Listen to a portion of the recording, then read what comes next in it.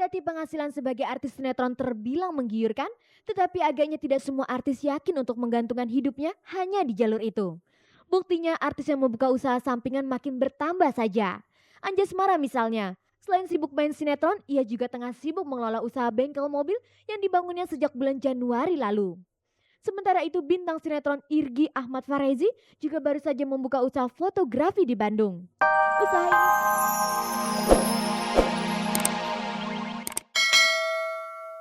Selamat sore pemirsa, jumpa lagi bersama saya Ade Herlina dalam tayangan infotainment paling bergengsi, Cek dari Cek. Inilah tayangan infotainment yang akan membuka cakrawala Anda seputar kehidupan selebriti di tanah air. Tetaplah bersama kami selama 30 menit ke depan karena sejumlah informasi menarik dan akurat telah dipersiapkan tim Cek dari Cek untuk Anda ikuti. Dan pemirsa, inilah kilasan tayangan sore ini. Dr. Yos Rizal dikenal sebagai dokter yang aktif bergelut dalam misi kemanusiaan di sejumlah negara yang tengah bergolak. Simak perjalanan kemanusiaan sang dokter dalam profil kita kali ini.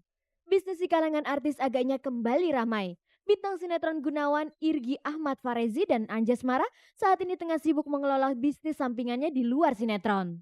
Menyusul artis Cut Keke yang mengalami keguguran pada kandungannya, beberapa waktu yang lalu presenter kondang Dewi Huges juga mengalami pendarahan hebat saat kandungannya berusia 6 minggu. Simak pula persiapan grup band Papan Atas Padi seputar persiapannya menggelar konser yang bernuansa orkestra di Istora Senayan, Jakarta. Pemirsa, memang belum banyak yang mengenal sosok Dr. Yos Rizal. Media baru meliriknya saat secara diam-diam ia terbang ke Afghanistan dan Palestina sebagai tenaga medis sukarelawan. Padahal sebelumnya ia bersama rekan dokternya di Yayasan Mercy pernah pula turun ke daerah konflik berdarah di tanah air seperti Ambon, Aceh, dan juga Maluku. Panggilan jiwa, agaknya itulah yang mendorong Dr. Yos Rizal jurnalis menjadi tenaga medis sukarelawan. Tanpa dorongan itu rasanya mustahil sekali sang dokter sanggup melakukan pekerjaan yang syarat pengorbanan itu. Sebagai tenaga medis sukarelawan, sosok Yos memang belum banyak yang mengenal. Sebelum terbang ke Palestina dan Afghanistan beberapa bulan yang lalu, Yos sebenarnya sudah terjun ke sejumlah daerah konflik berdarah di Indonesia, contohnya seperti Ambon, Aceh, Kalimantan, dan Poso. Yos memang tidak sendirian. Pekerjaannya sebagai tenaga sukarelawan dilakukan bersama rekan medisnya yang bergabung dalam Yayasan Mercy atau Medical Emergency Rescue Committee. Lewat yayasan itu pula, ia dan kawan-kawannya menggalang dana bagi korban perang, transport dan obat-obatan untuk skala nasional dan internasional. Tugas tersebut tentu saja membawa resiko yang tidak ringan.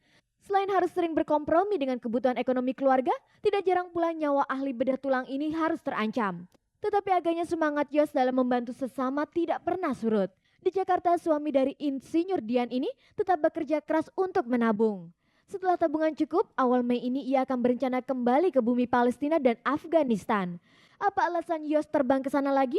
Sementara di Indonesia sendiri masih sering terjadi konflik berdarah. Prinsipnya kita tolong orang yang paling menderita gitu. Dan di tempat itu tidak ada yang mau ke sana gitu. Nah, di tanah air kita sudah lakukan hal-hal seperti itu. Kita pernah ke Tua, kita pernah ke Saparua, pernah kita ke Galela atau Belo ya, tempat-tempat yang rawan sekali dan orang juga tidak mau ke sana. Nah, sekarang problemnya Palestina dan Afghanistan yang paling krusial. Jadi kita tolong tuh the most vulnerable people gitu. Orang yang paling menderita dan paling membutuhkan kita. Bagaimana dengan dukungan sang keluarga? Apakah mereka tidak pernah keberatan? Keberatan terakhir-akhir ini mereka keberatan terhadap keberangkatan saya ke Afghanistan kembali gitu. Karena mereka mendengar ada penangkapan warga negara Indonesia di luar negeri gitu. Dan itu dijebak gitu. Dan bisa saja saya juga diperlakukan seperti itu. Terhadap kepergian-kepergian Yos sebelumnya, apakah sang istri juga tidak pernah keberatan? Ya waktu berangkat ke Galela itu istri saya nangis sebelum berangkat. Dan menjelang take off pun masih sempat di HP saya. Dia agak keberatan gitu. Ya tapi gimana sih, ini udah tugasnya saya berangkat. Lalu bagaimana Yos memberikan pengertian kepada mereka? Saya tekankan kepada mereka ini masalah masalah akidah ya. Kalau dalam Islam itu namanya akidah dan tauhid gitu. Jadi masalah mati dan hidup itu udah jelas garisnya gitu. Di mana kita mati, kapan kita mati itu udah jelas. Gimana nasib kita itu udah jelas gitu. Dalam hal membantu korban, siapa yang menjadi prioritas? Pertama tuh kita menyelamatkan nyawa manusia. Kedua menyelamatkan orang yang luka-luka gitu ya. Ketiga baru masalah pengungsi dan lain sebagainya. Nah, yang terjadi di Palestina dan di Afghanistan sekarang, itu banyak orang yang luka-luka akibat perang dan banyak orang yang terancam nyawanya gitu akibat, peperangan gitu. Terancam nyawa itu bisa kena luka-lukanya, bisa kena kelaparan gitu. Nah, daerah-daerah ini yang harus kita, prioritaskan lebih dahulu.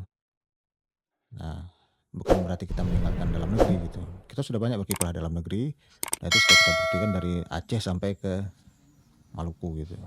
Selama menjalani tugas-tugasnya di lapangan, kejadian pahit apa saja yang sering dialami Yos dan kawan-kawannya? Memang ada kadang-kadang suasana yang, mencekam ya, seperti di Kalat kita dihujani rudal dan bom, tapi alhamdulillah, kita bisa selamat dan bisa melanjutkan pekerjaan kita di rumah sakit Kalat. Lalu, apakah Yos tidak pernah takut bahwa nyawanya sering kali terancam? Rasa takut jelas ada, memang kita waktu itu pasrah aja gitu, nggak ada yang bisa menyelamatkan kita gitu.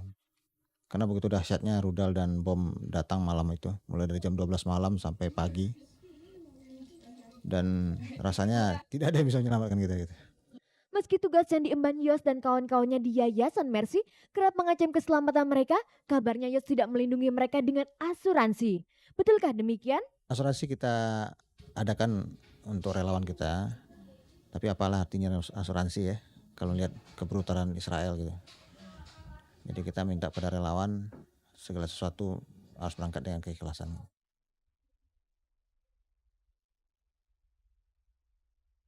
Bisnis di kalangan artis agaknya kembali ramai. Sejak beberapa waktu yang lalu, sejumlah artis sinetron dikabarkan sudah membuka usaha bisnisnya dengan modal sendiri. Umumnya berharap dengan nama besar yang mereka sandang saat ini, usaha tersebut nantinya akan lancar. Mereka yang mencoba peruntungannya di jalur itu diantaranya Anjasmara dan Irgi Ahmad Farezi.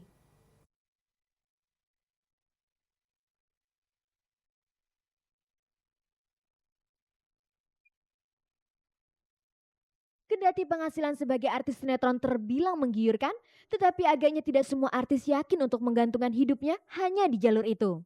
Buktinya artis yang membuka usaha sampingan makin bertambah saja. Anjasmara misalnya, selain sibuk main sinetron, ia juga tengah sibuk mengelola usaha bengkel mobil yang dibangunnya sejak bulan Januari lalu. Sementara itu bintang sinetron Irgi Ahmad Farezi juga baru saja membuka usaha fotografi di Bandung. Usaha ini merupakan hasil kerjasamanya dengan salah satu studio foto terkenal Malibu. Di belakang mereka ada pula Gunawan, artis yang kabarnya juga tengah sibuk dengan usahanya di bidang perkayuan. Mengingat modal dan resiko yang mesti ditanggungnya tidak kecil, sebenarnya apa yang mendorong mereka membuka usaha tersebut? Memang kan gini, gue waktu dulu pernah punya pikiran untuk buka bisnis gitu kan. Cuman karena gue nggak tahu bisnis apa yang bakal gue ambil gitu. Nah, cuman waktu itu juga kan modal belum ada gitu. Jadi gue sampai sekarang tuh berani buka tuh karena modal juga udah ada. Gue jadi main sinetron macam-macam, uang yang gue hasilin itu gue kumpulin terus akhirnya gue buat bisnis fotografi ini. Sebenarnya pengen nyoba aja ya. Pengen nyoba dan gue kan hobi sama otomotif gitu loh. Jadi daripada susah-susah nanti harus ke tempat orang, kenapa nggak coba bikin bengkel sendiri gitu loh. Apakah masa depan mereka juga digantungkan dari usaha itu? Di entertainment ini kan gue sifatnya sementara, jadi gue juga nggak munafik bahwa banyak kok ini kompetitor lain, nah bukan kompetitor tapi banyak teman-teman kan yang baru muncul juga gitu, nanti juga mungkin juga kalau misalnya gue terjadi sesuatu sama gue gitu kan, gue akhirnya nggak kepake lagi, gue harus punya alternatif lain. Enggak, soalnya tabungan masa depannya adalah gue pengen jadi produser sih.